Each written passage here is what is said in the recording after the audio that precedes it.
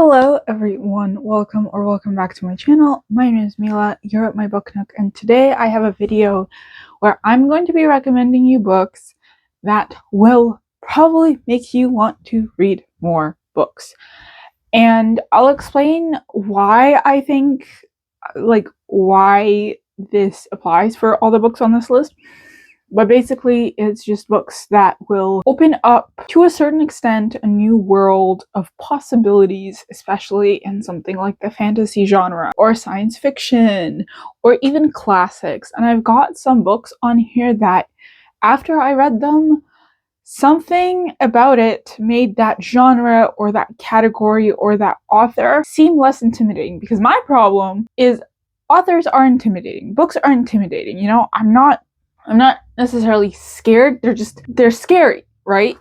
And I just have to push through that sort of fear, in a sense. But the reason why some of these I'm quote-unquote scared of is primarily A, probably the length of it, B, probably the language used, and C, most of the time it's because of the general hype and expectation that comes with being the person that I am.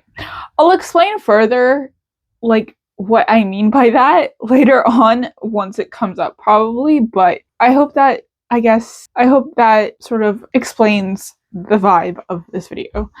If I'm looking sideways, I am making sure that I'm in frame and that I don't look stupid. And if I'm looking down, it means that I have my little list of books, and I am just simply referring to said list.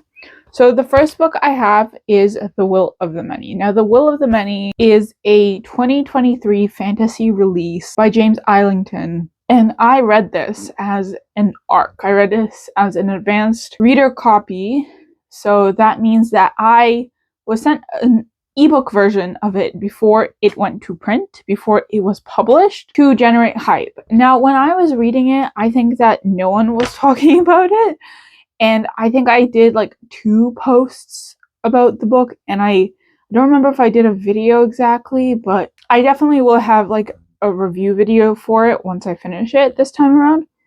But I think I did like 2 posts and like a whole book review on my blog back when I did have my blog, and no one really put it on their radar, in a sense. I mean, I'm a small bookstagrammer, so like I didn't expect it to blow up, but then it blew up at some point. So I guess someone with more reviews than I, with more followers than I, talked about it, and there we are. But yeah, so there's Will of the Many. The reason why I chose this one is because it is so insanely fast-paced. It's such an interesting setting. It's such an interesting main character, interesting world and everything, and I feel like this is a gateway to reading big books, because the problem with big books is just the sheer amount of pages. That's literally it. The problem with big fantasy books, especially modern ones, if they are written relatively simply, so to speak, not to put down the writing style, but in terms of, just like vocabulary wise, they're not Lord of the Rings level. They're not difficult, they're not wordy or anything. It's just the sheer amount of information that we get, the sheer amount of just like words. That's literally the thing that I find stops people from reading big books. And honestly, that's fine. You don't have to read big books. You can still be a fantasy reader and read shorter books. That's totally fine. That was me for a very long time. And then I discovered Stormlight, but that's a whole other thing. But Will of the Many is, you need to really just read. Do not be intimidated by the size. And I say this a lot with the big books that I've read, because to be honest, the size is it's nothing. It's literally just a lot of story packed into the amount of pages that they've decided to pack it into. That's literally it. And with these big books, it's likely that it's a cut down version of what the original might have been.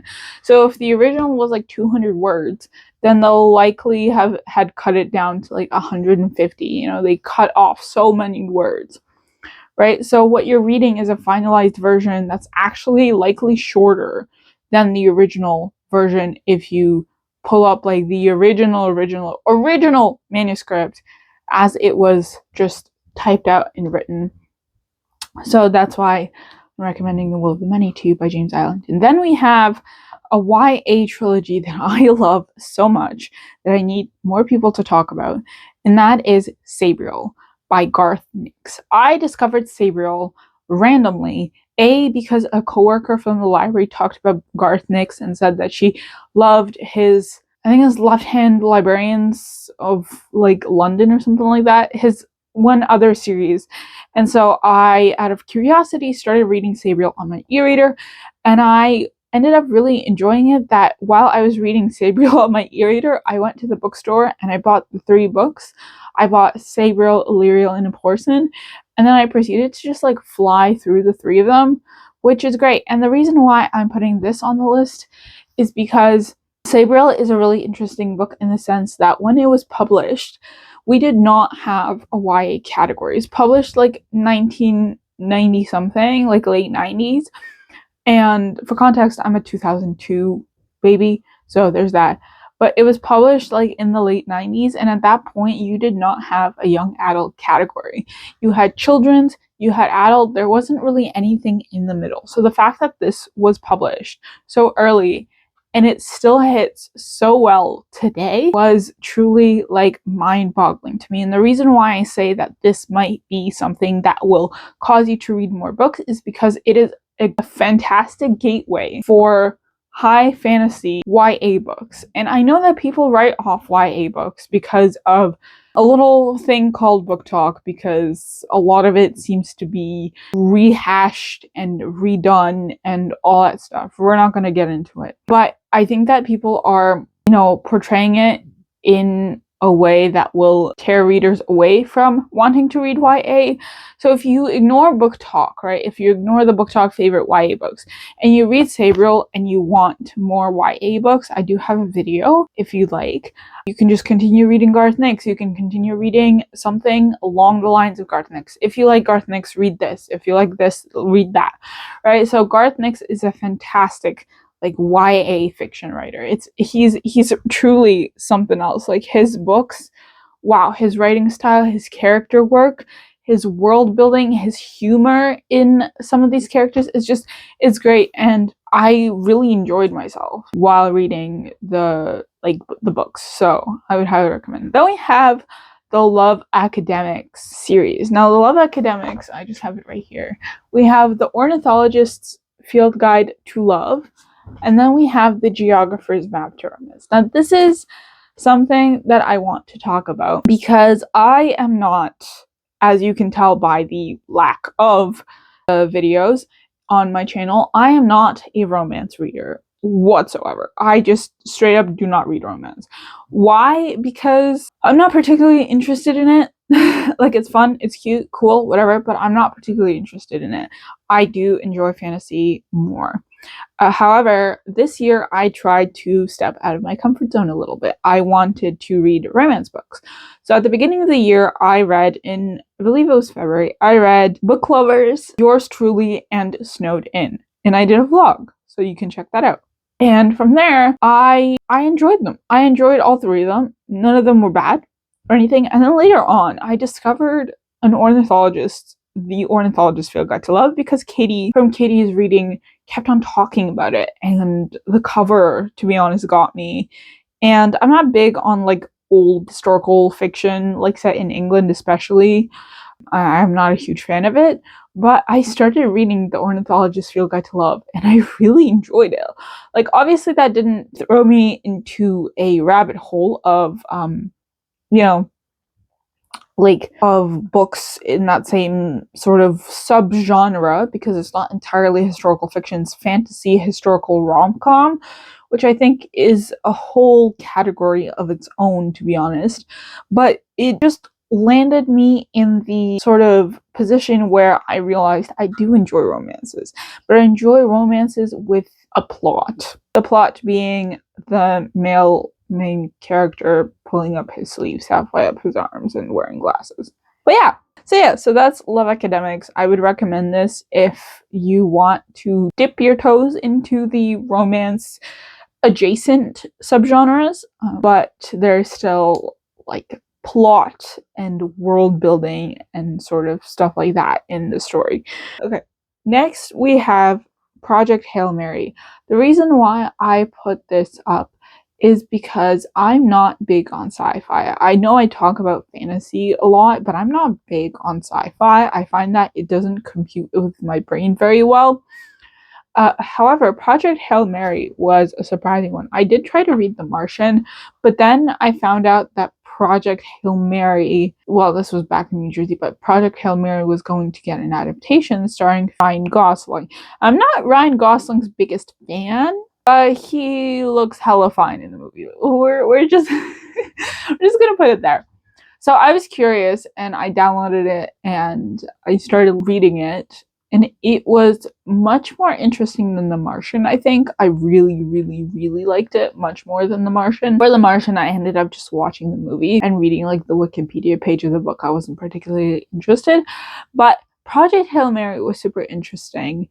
And I think this sort of like didn't entirely catapult me into reading science fiction, but I'm more open to trying science fiction, especially the big dogs like Asimov and Tchaikovsky and other sort of sci-fi adjacent stuff like James A. Corey's Leviathan Wakes series, which I know has gotten a lot of praise. It's just that there's so many books, but whatever, we will get through it. So that's why I wanted to recommend Project Hail Mary. Then we have Spy X Family. Spy X Family catapulted me into reading manga for the first time in my life because I was never a big manga person. I was never really a big anime person. The most anime series I've ever watched was probably Avatar: The Last Airbender, and that's not anime. It's just a very similar style to anime, but it's not anime. So I read Spy X Family. I was also reading, and this goes into my next point, Amulet, which is a graphic novel series, and I flew through that. I still haven't continued Spy X Family. Have to continue it eventually, but those two, I'm going to combine them. Those two showed me that reading graphic novels and mangas might just be worth my time because I started reading Amulet. I then started Spy X Family. I then also read Frieren. I then also read The Girl from the Other Side, and I started reading The Witch Hat Atelier, all of which are fantastic. I also read Lightfall, which is another graphic novel series. It's also like middle grade YA-ish, similar to Amulet. So I realized the type of things that I like in graphic novels. I also read the graphic novel adaptation of 20,000 Leagues Under the Sea by Jules Verne. And I said, I believe at some point when I was talking about it in my wrap-up, that might be the reason that I end up actually reading the original book. Whether it's in English or in French doesn't matter, but the original, like, text. Because it was such an interesting adaptation, and what it lacked was the in-between that the novel probably has. Because it was very bam, bam, bam, bam, bam. It didn't provide a lot of historical context. It didn't provide a lot of emotion because it was very, very short. I think if there's a longer 20,000 Leagues Under the Sea adaptation, I would love to read it. But yeah, it just might be the thing that, catapults me into reading all these adaptations and then reading the original books. So I think that I was never anti-anime anti-manga. I was never anti-manga. I was never anti-graphic novel. I just personally did not read them because I find that I have fairly good sort of imagination that I can easily imagine things. But I just never, so hence why I never really leaned towards the ones with like illustrations and stuff and any adaptation with illustrations. So I don't watch a lot of TV in general because I just enjoy books. And yeah, and so then we have Pride and Prejudice, as well as Frankenstein, as well as The Picture of Dorian Gray, as well as Count of Monte Cristo. Now I'm going to combine these to make it simple. And I haven't reread Frankenstein, however, I will get to it eventually, but I just remember enjoying Frankenstein quite a bit in, I think, high school, and I think I will enjoy it even more since I have grown up from that point. But Pride and Prejudice showed me that I love Jane Austen's writing. I love her wittiness. I love this intelligent humor. Okay, this intelligent, witty humor that I realize is missing from a lot of the books that I read. So I realized that with Pride and Prejudice. With Frankenstein, I enjoy the Dark Academia sort of torn sort of main character aspect. In Picture of Dorian Gray, I loved, again, the Dark Academia aspect, but also just the obsessiveness. And Oscar Wilde's writing is so good. And in Count of Monte Cristo, I realized that I love long books. And to be honest, Pride and Prejudice is what helped me get to, well, okay, I read Picture of Dorian Gray first, and then this year I was not as intimidated because I read Picture of Dorian Gray. So I read Pride and Prejudice, and then I read The Count of Monte Cristo because I wasn't as intimidated because of reading prior classics for myself and not for a class of any kind. So that's sort of, once you read one classic, it's very easy to sort of fall into this next classic. I do want to get to Notre Dame de Paris.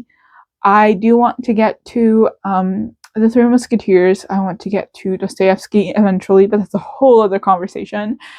And yeah, so I will hopefully get into those either this year or next year, likely next year.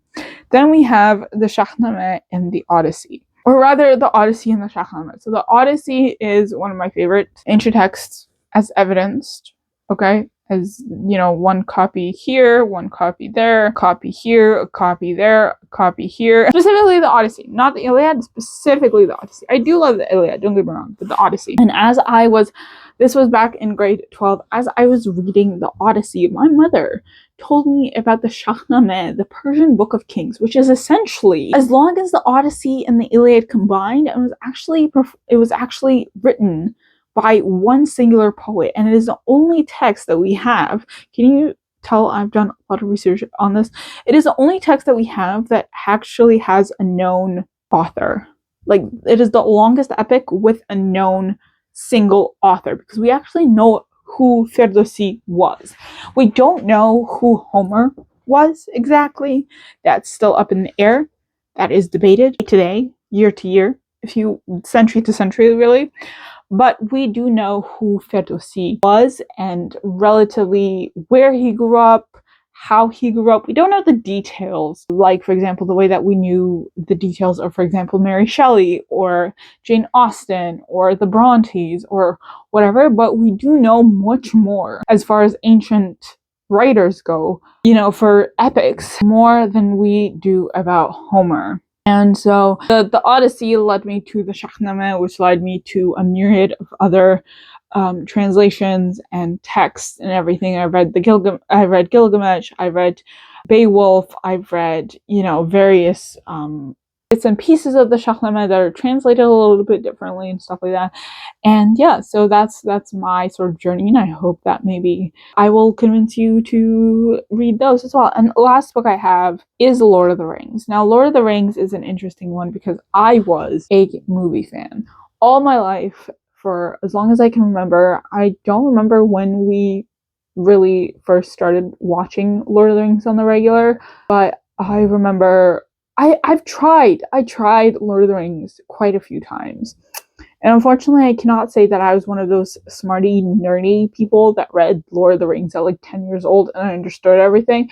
No, I wasn't. I read the Lord of the Rings for the first time at like 23 years of age, which was last summer. And that was only after watching the extended editions of the movies for the first time, because we never really we always watched like the shorter editions because that's what was free on Amazon. Don't come for me, please. I've since bought the extended editions, okay? So calm down. So I only read the books after watching the second and third movie in theaters, the extended editions, and I loved it so much. And my brain chemistry was so changed, so altered, so to speak, that I flew through 3 books. It took me a bit longer to read Fellowship, I think, but then I very much flew through Two Towers and Return of the King. And there were some things that I did not know about the books.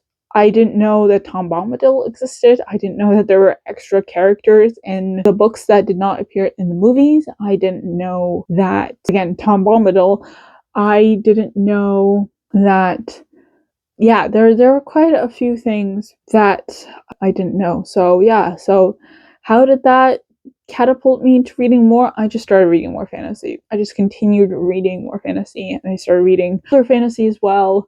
I am now continuing A Clash of Kings, which is what I categorize as older fantasy because it's very much taking inspiration and it's very much in the same realm as Lord of the Rings, I think, and Wheel of Time. I feel like those are the three main, I guess, big white man pieces of fantasy literature.